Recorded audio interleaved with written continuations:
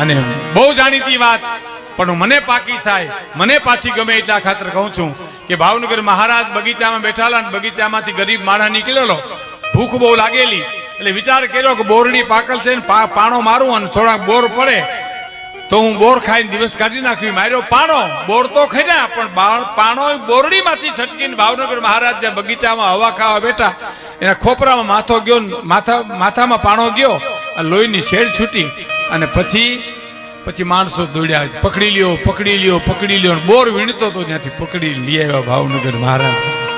અને ભાવનગર મહારાજે એટલું કીધું, પાણો તે માર્યો? ધ્રુજતો કે હા બાપુ મેં માર્યો. શું કામ માર્યો? બાપુ પેટમાં ભૂખ બહુ લાગીને ખાવા કઈ નહોતું, પાકલ બોરડી જોઈ મને એમ થયું એક પાણો મારું તો થોડાક બોર પડે અને એ બોર ખાઈને દિવસ કાઢી નાખો. બોર પડ્યા?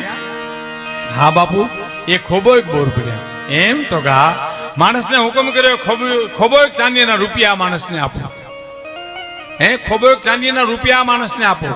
કે પણ બાપુ તમને પાણો લાગ્યો, લોહી નીકળ્યા અને તમે રૂપિયા આપવાની વાત કરો તો કે ઝાડવાને પથ્થર મારે ઝાડું ખાવા માટે ફળ દેતું હોય તો હું તો ભાવનગરનો રાજા છું, ગોહિલવાડનો ધણી છું, હું કાંઈ ન દઉં તો મારી જણનારીનું ધાવણ લાગે સાહેબ.